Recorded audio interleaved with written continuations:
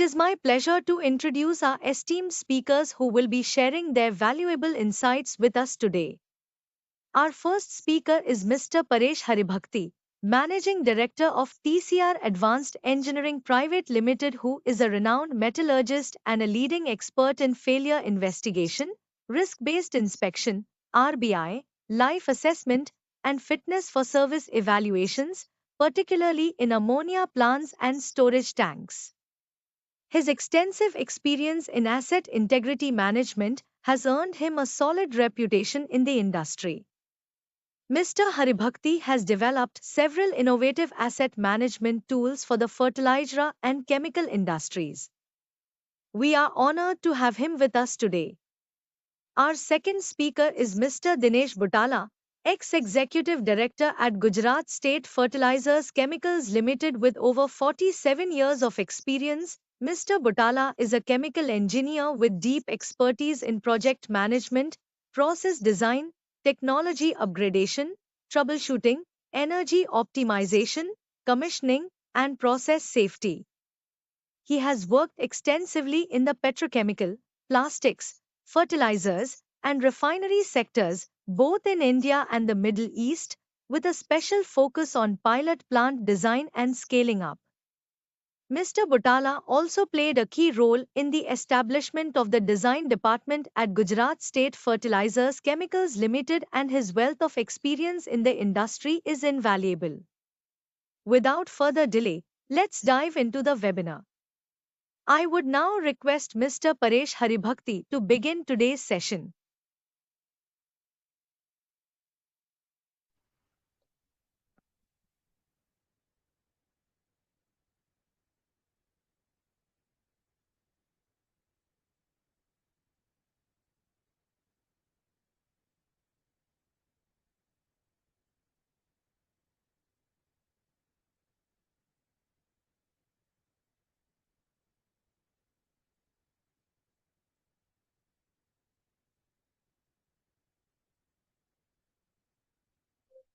Good afternoon, everyone, and I welcome on this webinar on ensuring safety and performance approach to ammonia tank integrity by risk-based inspection.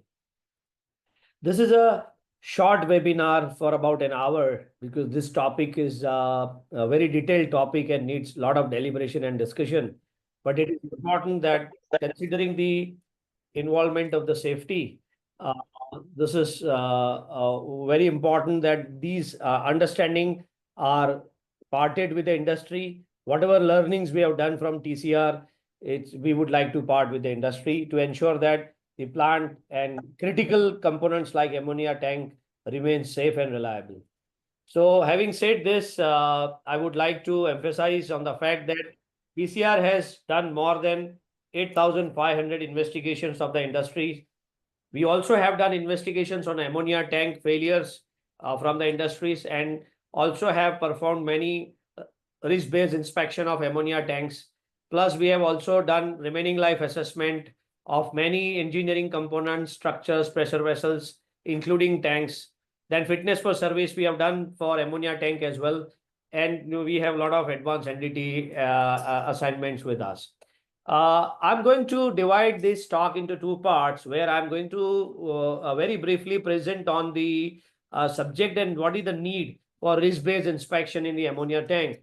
Whereas I have another faculty, Mr. Butala, who is a chemical engineer, and he has a great perspective on running how the operation and the operational safety aspect can be controlled, and how those data can be used for risk-based inspection. Now, having said this, I would like to inform that the failures are a very complex nature, where in past the couple of places in the world where ammonia tank has failed, and which has necessitated the entire Europe, USA, and the Asian region to have become conscious to operate this chemical in a very safe manner, in which there are many damage mechanisms are available. Now, today's time, people have shifted their focus from the, design and material of construction to identify the damage mechanisms, because ultimately material fails through these damage mechanisms. And once you have the understanding of damage mechanisms, you can really improve the materials performance and take the extensions of the plant life. So the idea of this slide is to just impress upon you that there are many failures and there are many combination of failures which can affect the tank's integrity. So, important aspect is that why ammonia storage tank safety matters. Ammonia is very critical to industrial and fertilizer sectors.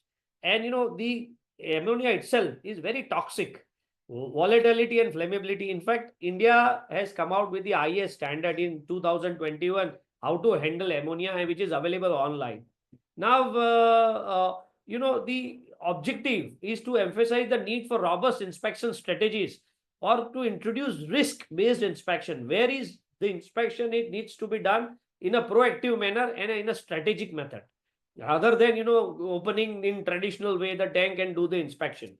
So this is the major difference between, and where this is a classical case where RBI is really helped the industrial world to extend the inspection intervals for ammonia tank, and TCR has also provided lot of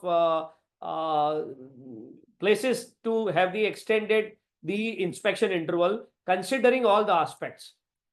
So we are going to talk on the materials as, because when this webinar is mainly focused on the integrity of the atmospheric storage tank. Now, if you want to store the ammonia at atmosphere, it has to be in the liquid stage, which is stored at minus 33 degrees centigrade temperature. So naturally the biggest property which will come is the impact property and the structural integrity of the component. So there are different materials available, but a very popular material is SA537 class 1 and a roof where the temperature is not as low as this, where you can go for the IS 2062 grade, and the flanges are SA3550 LF class 1 and nozzle and pipes are SA420 grade WPL6. So, basically, these are the standard grades available in the as a reference.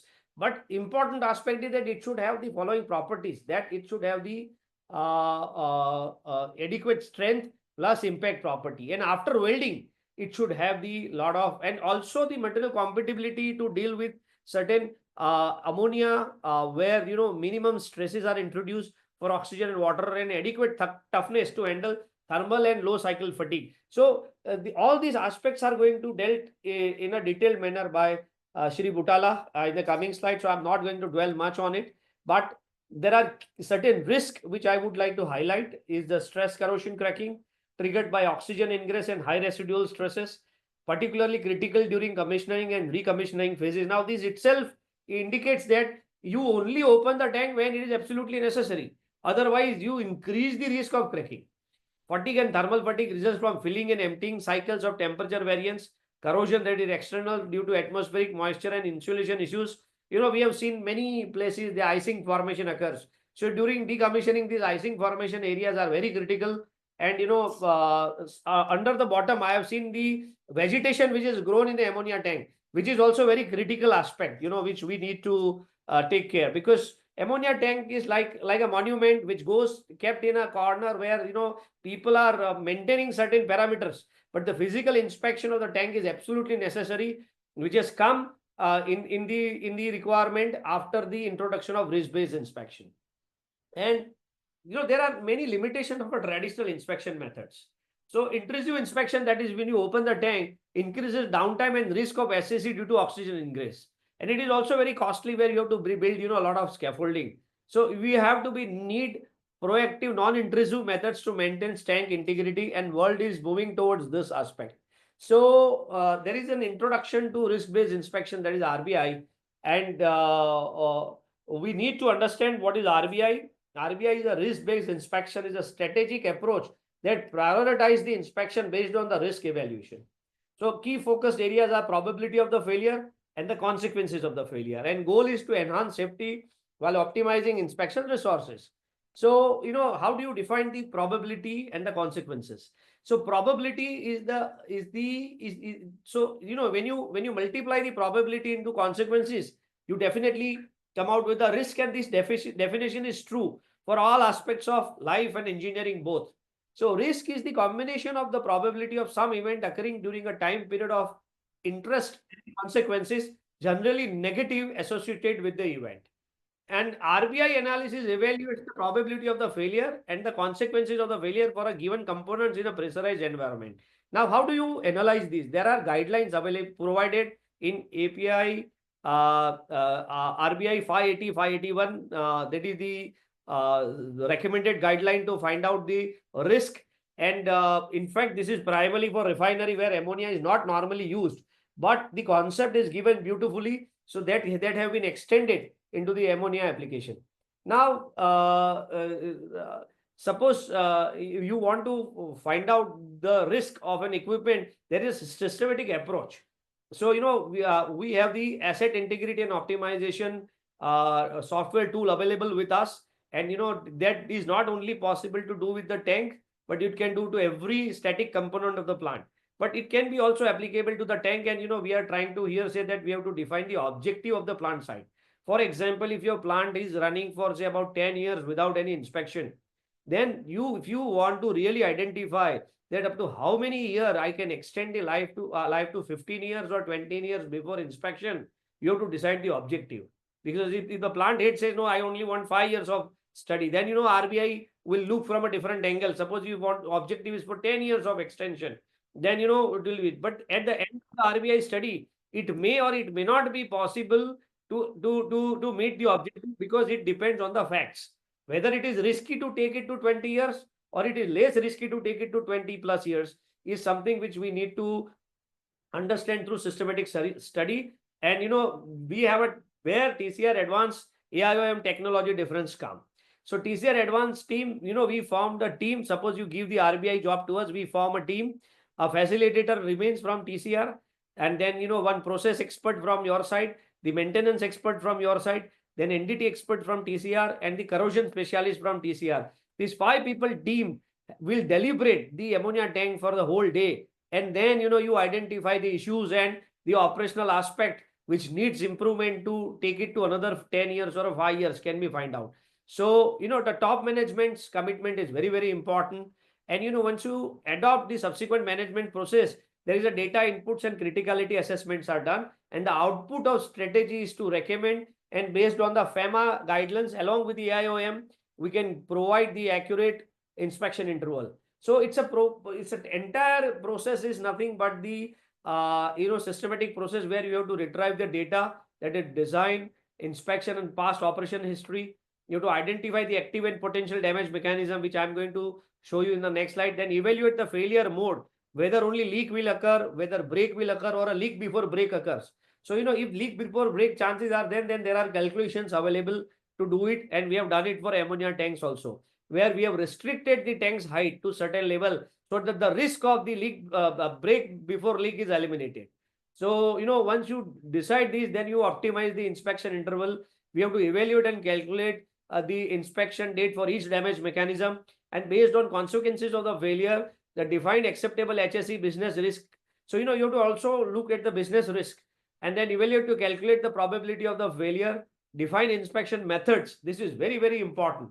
And, what is the effectiveness of inspection? That also needs to be identified.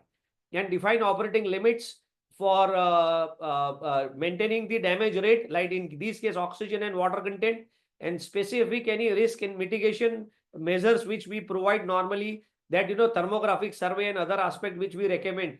And then record the team members, archives, and data. So entire thing is we come with a team, we explain what is RBI, then we take a plant tour, then we start understanding the documentation, we record the different aspect, then we identify the risk, define the KPI, and put it into the software where results will come for different aspect. And this is the software which we use for risk-based inspection. It is totally in-house developed. I'm very proud to say this is Atmanirbhar Bharat product.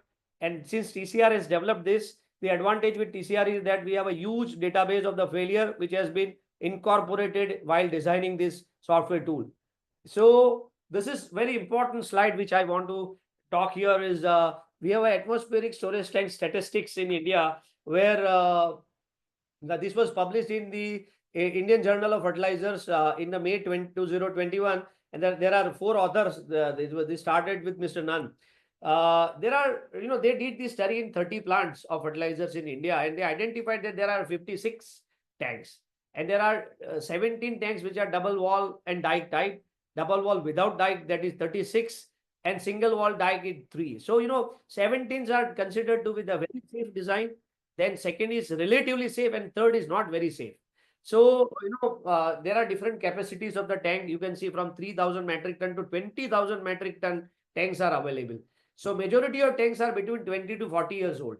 Four tanks are between 40 to 50 years old. So, these statistics definitely highlights that the most atmospheric storage tanks are aging in our country, with a significant number exceeding 20 years in service and some approaching or surpassing 40 years. So, whenever you have opened it for inspection, during next inspection, the cracking tendency is very high risk. And this is something which we need to go based on the past data, and based on which, we can decide the inspection interval. So in the system, you put all the data for the tank, or all details are there. Then criticality analysis are done for the different tanks where, different damage. This is just one example given. This is not on an actual case study, but what are the chances it can happen, and what are the methods. So we have to bring from red or amber color to green and yellow. That is the idea.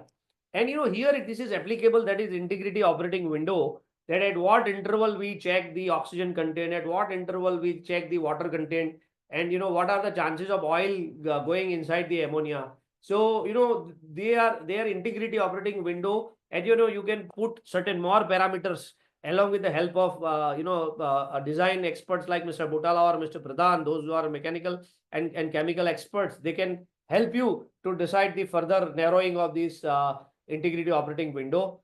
And this we all know that the stress corrosion cracking is nothing but the interaction of tensile stresses, ammonia and oxygen, because ammonia, even at minus 33 degrees centigrade temperature, and at a lower at slightly higher temperature than that is towards zero, it has a tendency to do cracking to carbon steel. And then a lot of improvements are done right now to manufacture this tank, and where a lot of considerations are being taken. So when you're fabricating a new tank, this is very important for you to understand about the different damage mechanism. And initiation and propagation can lead to catastrophic failures, because SCC is considered to be very dangerous damage mechanism. So we have to monitor the oxygen level and use RBI to minimize tank openings. So these are the two major mitigations. So RBI comes to avoid SCC in this case, and further details will be provided by Mr. Butala in the next, immediately after 2-3 minutes. So if you see that ammonia tank inspection methods adopted are routine periodic inspection, that is visual thermography, structural stability, safety audits, and calibration of instruments. Advanced entity like ultrasonic, thickness measurement, magnetic particle, dye penetration, radiography, bottom plate inspection, hydrostatic, hydropneumatic, and for civil, because it is always rested on a civil structure. So you can find out different inspection findings which can be in the form of corrosion, it can be form of thickness loss, it can be in the form of cracks. So this needs to be identified with the technique. And then we did this in one of the tank in the country recently, where I'm just giving you the glimpses of what we do in RBI. We find out the probability of SCC, because the oxygen levels are not known, no internal inspection done, no record of PWST fabrication. Now this is very critical. PWST fabrication details are very important.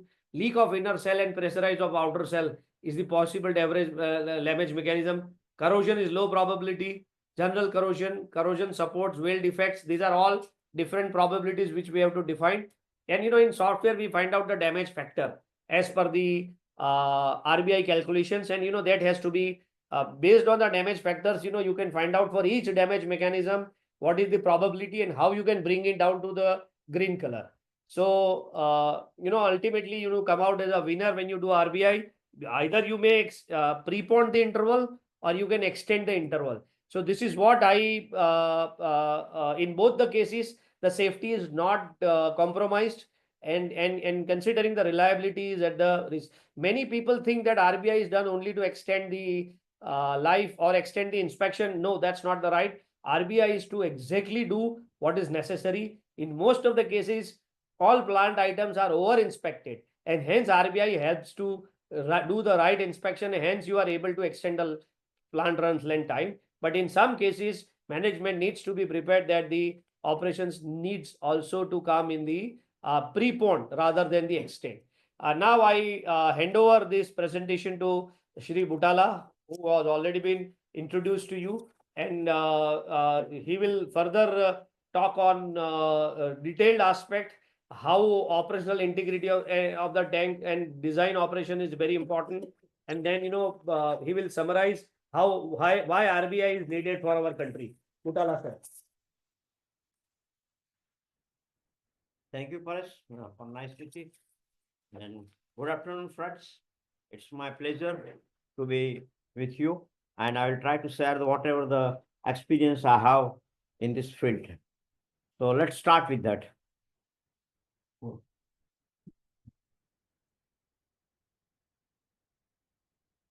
Yeah, so ammonia is a very interesting chemical, very widely used. It is an amide group addition for the various chemical formulations. In industry of late, ammonia is also used as a source of hydrogen. Nowadays, we all talk about a green hydrogen, and for green hydrogen, ammonia is one of the best carrier of the hydrogen. Because ammonia is a pure and effectively energy carrier for conversion of green hydrogen into green ammonia and ease of transportation of liquid ammonia compared to hydrogen. Liquid ammonia is cracked into hydrogen, thus using it as a hydrogen source.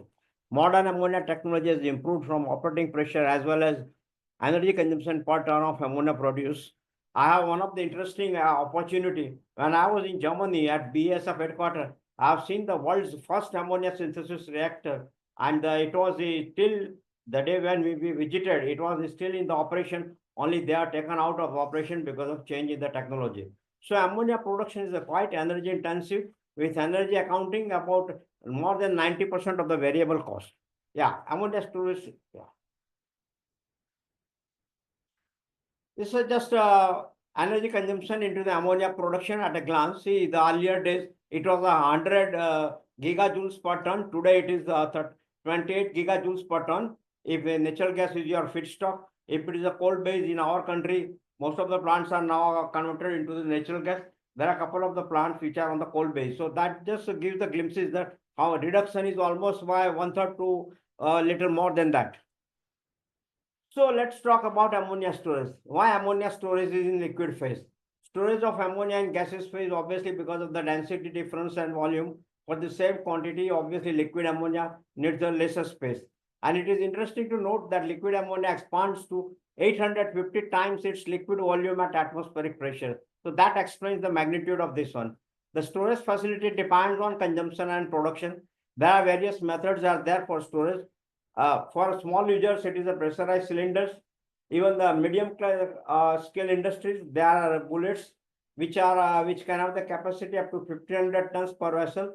Insulated hot spheres for atmospheric storage with the refrigeration unit, which can go up to 2,500 tons, and temperatures are 0 degree and 3.5 kg per cm square. Earlier years, photospheres were very much used. Nowadays, gradually they are getting replaced by the atmospheric storage tanks because of the safety issues involved. With advances in compressors, the modern ammonia storage with the refrigeration unit at atmospheric pressure and minus 33 degree, the capacity as high as Paresh has rightly said, in our country tanks are about 20,000 tons, but of late the tanks capacities can go as high as 55,000 tons per tank. The advantages of atmospheric storage of ammonia are low capex, low capital expenditures per unit volume, and that is why it is preferred compared to the pressurized storage of 3.5 and 0 degree. Material of construction, Paresh has rightly said so many things, so I just go further ahead. Control of water content in ammonia plays a crucial role in reducing the stress corrosion cracking. As regards to the storage, there is another interesting feature. Can we store ammonia in a rock caverns? It is a very interesting thing. And ammonia is, there are two rock such caverns are operated in the world. One is by DuPont and other is by Norsk Hydro Norway. and the capacity is at 20,000 to 50,000 tons. Then one will question why not it is getting popular. The problems are problem of contamination of liquid ammonia, lack of suitable geological sites.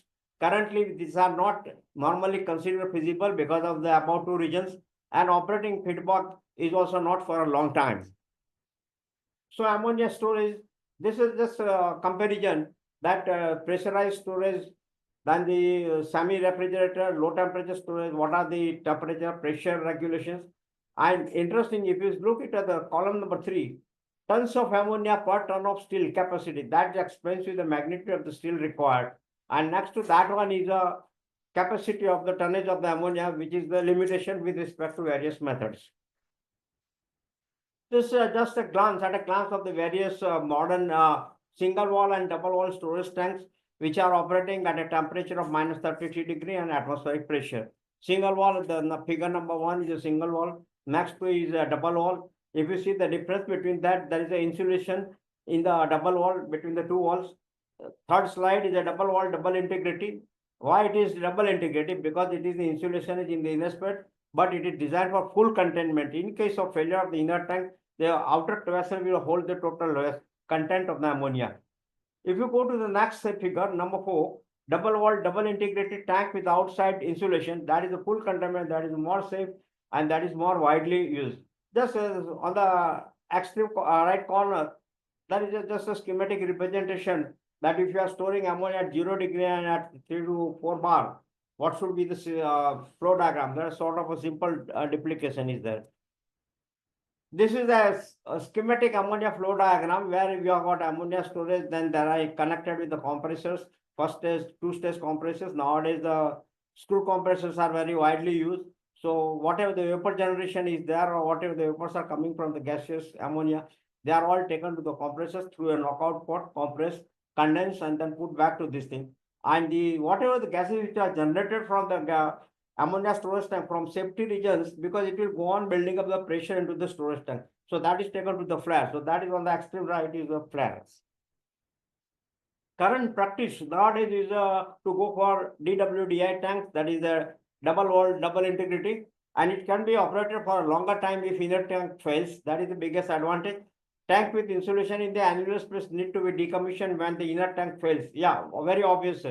Capex, I already said. The material of construction already Paresh has explained you. Mainly it is a low temperature carbon steel. Both types of the double wall tanks are designed to contain the full contents within the inner tank. Compared to the single wall tank erected directly on a compacted soil, the difference here is that for double wall DI tanks, they are erected on a raised pile slate. The advantage, as Paresh talk about a vegetation growth below the foundation and the foundation. Here the advantage is that you can have thorough access of the air passage as well as one can have the ease of access to for the inspection to the bottom. That is and nowadays it is more preferred.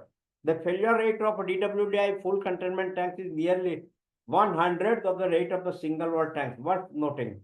And this is the data published by the UK's HSE, Health, Safety and Environment Studies. DVD tank with the outside insulation, which is also known as the cup-in tank because the inside tank is called a cup. The annulus between the cup and the outer tank is filled with the ammonia vapor. The roof is bare, external surface is painted to arrest the external corrosion. And if your tank is in the coastal area, then obviously because of the marine environment, there can be more corrosion, like areas like Mumbai, Sikka, or Madras, which are very near to the coastal area, and there will be more chlorine present into the atmospheric air. So that is why they have to be suitably painted. Vapor phase above the cup is covered with a suspended deck with insulation, as we saw in the figure number 4 of the previous slide. The outer tank cell is designed for full strength to hold the liquid ammonia, which is at minus 33. Insulation, the ambient temperature of the design for insulation system, that is one of the design factor. If you look to the outside temperature, it is a maximum 50 degree. And why it is a minus 40? Because if you go, normally as a thumb rule, if I go for a minus 33 degree temperature, if I go by minus 10 or minus 15 degree further down, the problem will be that the grade of the material selection for construction will change. So external surface of the outer tank, rigid polyethylene insulation, which is formed in situ PUF, that is the insulation used. Tank bottom is a foam glass, which is the load bearing insulation. We'll see in one of the slide how the tank bottom looks. Suspended deck is a rigid bonded glass wool insulation. There are other guidelines. Quick closing wall, because of the safety point of view, the ammonia inlet line, that is the pump suction line, is to be interlocked to close on high liquid level in the annulus as compared to the cup level. This valve to be provided with a local or remote push buttons for closing in case of an emergency. What about a foundation? Elevated foundation slab supported, as I talked about the leg support for the double wall, double integrated tank. So that is a type of the foundation used nowadays. The top of the concrete slab should be at an elevation about 2 meters above the surrounding area, because surrounding area should not get the cooling effect. Soil should not get the cooling effect, otherwise there will be heaving into the foundation. The foundation and tank should be designed to withstand full hydrostatic stress. That is the most important. Design pressure is low, but we are testing the tank with the filled with the water. So the tank foundation should be designed to withstand the full hydrostatic test of the tank. Both inner and outer tank should be hydro tested. The tank design should accommodate thermal changes and minimum induced bending stress in the cell. In case of earthquake zone, seismic analysis of the tank and associated pipe work should be carried out. That is most important. Our country is divided into 8 zones, so which is published into the IS code. So accordingly, one has to consider which zone, and then accordingly this analysis and the design will be there. The design should include the required allowances for cyclonic wind and earthquake conditions per country country standard. Suppose if your plant is in a Saurashtra area, particular coastal area, the wind velocities, the normal wind velocities during monsoon can go as high as 90 km per hour. So accordingly, one has to consider this design consideration. Then the drain lines are to be provided for both the inner and outer tanks. What are the mounting? There should be specific mounting for the approach on the tank, because 10,000 or 20,000 tons tanks are there. They are something like a 30-meter diameter and maybe 45 meter height. So approach. For internal approach, there will be a provision of ladder for going inside the cup, which is built in. Under normal condition, it will be submerged in the ammonia. Roof, provision of staircase tower with a platform leading to the tank top for approach to the nozzles. So these are some of the guidelines. We can discuss later on. These are basically operating pressure, temperature. Then there are, most important is that there will be safety valves. There will be 2 safety valves for pressure and 2 vacuum relief valves. Then the tank protection criteria is this slide depicts what are the criteria for increasing the pressure. Some of the criteria like heat gain, high filling rate, and etc. Then there are some criteria of vacuum generation. Why we go for a vacuum type safety valve? So that is a low tank pressure because of the excessive withdrawal of the liquid, abnormal operating conditions, excessive withdrawal rate. Instrumentation safety is one of the most important. A permanent vaporizer is to be maintained for tank pressure, as one additional layer of protection is recommended for very low pressure. Then an emergency shut-off valve in the liquid line is needed to activate an alarm for a very high pressure in the tank. We should have also high level activated from independent dedicated. See, in instrumentation for ammonia, we go for a philosophy whether I should go for 1 out of 2 or 2 out of 3. This means there are 2 transmitters, 3 transmitters which are independent. Accordingly, we are doing. In case of ammonia system, we take 2 out of 3 such transmitters. Piping all flanges should be 150 rating. Okay. These are some of the guidelines with respect to various codes and standards. API 625 is the latest one, which also deals with this API 620. For basically it deals with the ammonia storage tank. And for foundation, ACI 376 is a typical storage tank. I will not go right now into the detail. This is also typical case. Yeah, this is the foundation details. If you see the how the foundation looks, you have got concrete, then you have got a lean area, then foam glass, outer tank, bottom steel plate will be there, sand, and then again the inner tank. This is how it is being done. This is the classical instrumentation. Basically, we provide instruments for level, overfill protection, cooling of the tank at way. If you see, there are so many temperature elements at the various elevations. Then there are the pressure indications, and then in our, if it is on a lake, then you don't need any foundation heating. But if it is a solid foundation, then you won't need the foundation heating also. Then these are the instrumentation, obviously pressure gauges, level gauges. The criteria I explained here, one can go into the detail. Important safety considerations are the pressure management, and there are three criteria: condensation, flare, and pressure safety relief valve. This is the explains how the pressure management is done with respect to various condensation criteria. As the vapors are generated, connected to the compressor, condensation and putting back. And what are the regions? Why this is happening? That is explained. Another slide is for this flare provision of the flare in case of the inerts or more of the ammonia, more of the inerts and the ammonia is there, it can be based on the pressure sensor, it can directly go to the flare. And now this all modern storage tanks have the flare is the one of the as good as a mandatory. What are the safety studies? Hazard analysis, LOPA, risk assessment. Then there has to be electrical earthing, installation of hazardous detectors. There are some of the instrumentations which are required for the safety provision. This is a classic example, one of the Iranian storage tank where the tank has ruptured. There are two photographs. If you see, the arrow depicts the area where it has gone, and if you see the second where it is going down. So low temperature okay, these are material of concern. Paresh has nicely explained. This is the corrosion. Just I want to say one thing. I thought it is getting over, so I started running. Okay, no issue. Then okay, we'll take. See, in presence of oxygen in liquid ammonia leads to the stress corrosion cracking. That's a very well-known fact. So stress corrosion cracking occurs in a metal exposed to combination of stress and corrosion element, destabilizing the protective oxygen. Because whenever there's a corrosion, before that there will be normally any metal in any chemical condition, there will be oxidation layer, thin, very fine layer. That will be damaged and without causing general corrosion. So the destabilization prevents the reformation of oxide over a crack which is causing the stress. Since last 4 decades, stress corrosion cracking has been detected in some storage tanks operating at -33. It is found that the commissioning and recommissioning are critical phases in the formation of the crack. This is because of the possibility of the increased oxygen level inside the tank, which can be number of the, suppose you have got number of the commissioning, number of the sort of ullage. In such cases, oxygen level can increase. SCC depends on water content and oxygen. If you see the graph below, if you see as the oxygen ppm increases and the water ppm increases, the risk of SCC is increasing.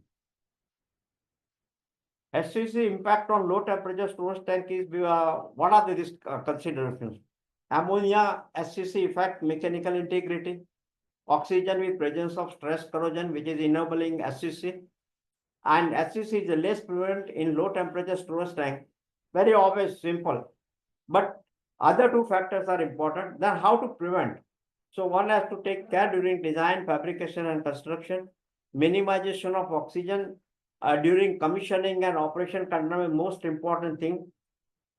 Providing a small amount of moisture. Very interesting. At one place, if you see in the previous slide at the graph, I was talking about this ppm level of the water and ppm level of oxygen increasing SCC. But again, to harness the SCC, you have to give one can add the small amount of water, that is 0.2% during operation. Then the inspection, of course, Paresh has dealt in a lot of detail. But these are some of the method: wet magnetic particle testing, UT testing, accounts emission. And fatigue, low cycle fatigue is the another failure consideration. Fatigue can be because of the long life of ammonia storage. Paresh has shown this history of the ammonia storage tank. There are so many tanks in our country in operation since last more than 40 years. Some tanks are more than 20 years. So if you look into this one, the tanks which are used for what is the happening, how this is happening. Suppose the tank is operating for 20 years, 40 years or like that. Now tanks use, there are so many tanks, particularly in some of the industries are importing ammonia, fertilizer sector as well as some of the area. Now this ammonia which comes into the ships of 30,000, 40,000 ton ship, which which is coming to at the port. So there will have the ammonia storage tank. Now these tanks are very frequently used for unloading of imported ammonia, or they may receive from the domestic manufacturers, but they are filled and emptied every 1 or 2 weeks. Imagine a frequency of the tank getting emptied out. The number of cycles during a lifetime in the range is a 50 times per year. And if I take a life cycle 40 years, 2000. Now, if there is a no significant defect present, this number of cycle is a very low. That would require to cause fatigue and normal operating condition. Fatigue is therefore not considered to be relevant unless special conditions may change the number of cycles or the stress levels for this kind of design. So design and construction, there are various standards. Tank must be designed and constructed. Mainly API 620 and offlet 625 is there. And for foundation, concrete foundation, ACI 376, material selection, low temperature service, stress analysis will be there, corrosion protection. Adequate corrosion protection measures such as coating and cathodic protection are crucial. If the tank is located in the coastal area, coating has to be the suitable for marine weather protection, cathodic protection, particularly where there are marshy lands or wetlands are there. In such cases, cathodic protection is useful. Leak detection systems, implementing leak detection system is very vital for early detection of the leaks, operation and maintenance. This is a little bit interesting for all of us. Regular inspection, periodic inspections, including visual inspection, thickness measurement, and non-destructive testing are necessary to identify potential issues. Maintenance procedures, follow proper maintenance procedures, including cleaning, repairs, and upgrades. Operation and maintenance limits are there. Adhere to the safe operating limits of pressure and temperature. One should not exceed this. Emergency preparedness, define emergency response plans in case of leaks or accidents. How one has to tackle, because there are some incidences in past which has happened. Ammonia being lighter than atmospheric air, it easily moves away and the more area can be covered. There are special safety considerations and methods are available. With the help of the computer programming, one can calculate to how many kilometers based on the particular wind velocity it can spread, ammonia cloud can spread. Environmental considerations, containment, provide adequate containment bunds in place to prevent the spread of ammonia in case of leak. If you have the already a bund built in, then the one has to take the capacity of the bund accordingly. Environmental monitoring, the surrounding environment for ammonia levels to ensure compliance with statutory regulations. The limit is a 50 ppm. In our country, particularly in the state of Gujarat, it is a 50 m. Practically, it is the same limit for all over the country as defined by Central Pollution Control Board. Additional factors, age of the tank. Older tanks require more frequent inspections and the maintenance. Operating history one should maintain. Risk assessment, conduct safety studies like thorough risk assessment to identify potential hazards and implement appropriate corrective measures. Some of the other interesting factors are seismic design, that is, if earthquake zone, then soil structure is to be considered, because when such a huge tank is there, loading and for foundation requirement, it will be important. Fatigue consideration, cyclic loading, brittle fracture, low temperature operation. At low temperature, the risk of brittle fracture increases. Material must have adequate toughness to resist such failure. Human factors, yeah, this is one of the interesting things. Safe access and egress. Proper access and egress points should be provided for inspection and maintenance. Normally, what happens is when such tanks are around the clock, people are moving in the field operator. But and after 3 p.m. In the night, after 3 a.m. in the night, human will have tendency to slip down. He will simply write logbook ditto of the previous shifts. And many times what happens during night, temperature goes low, and ditto means that he may say ditto temperature of the daytime. And this is a fact.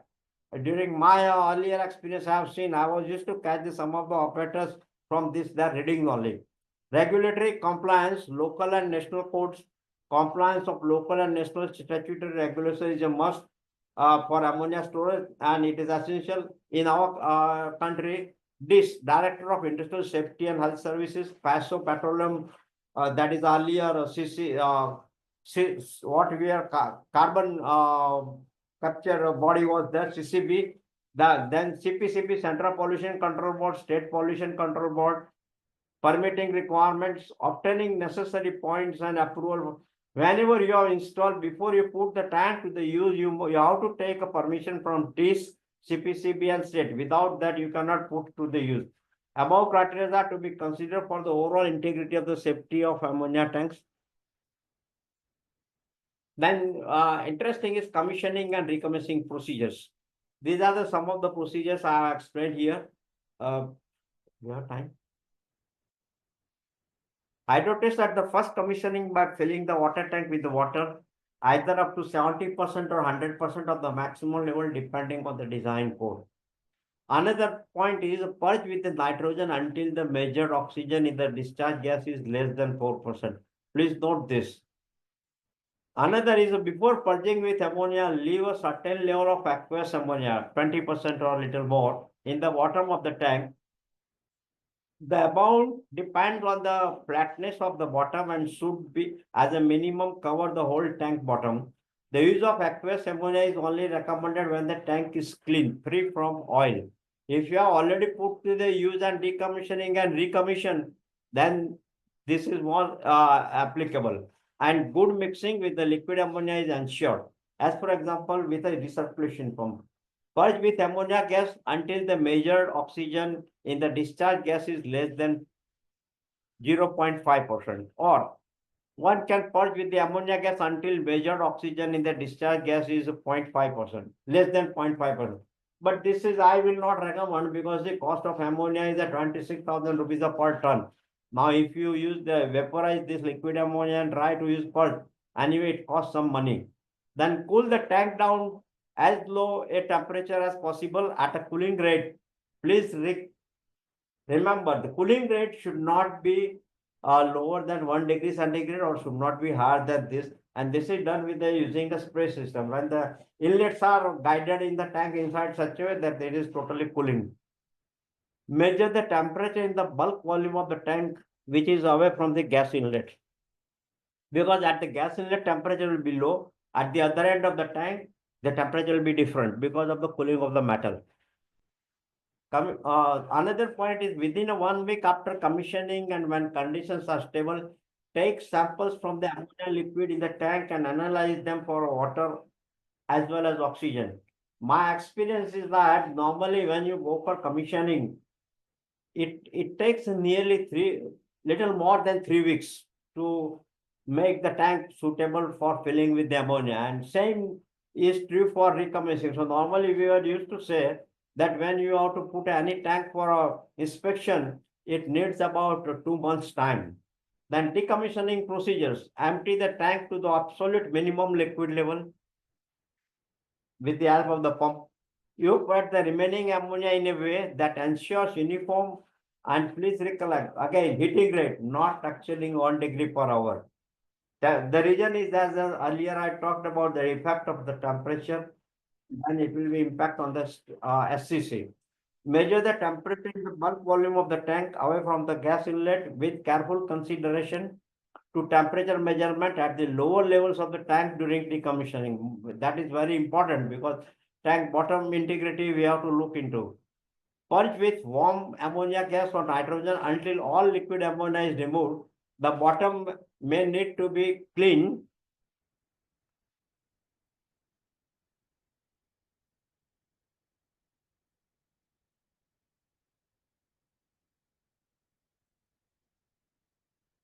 Another decommissioning procedure is to remove ammonia gas in the tank by purging with nitrogen, not by air, to prevent the formation of explosive atmosphere. Many people think nitrogen is a costly, so why not to use air and then go by nitrogen? No, one should not go for such shortcuts. Remove the nitrogen atmosphere by purging with the air until the oxygen content is less than 19%. If after these steps, some ammonia is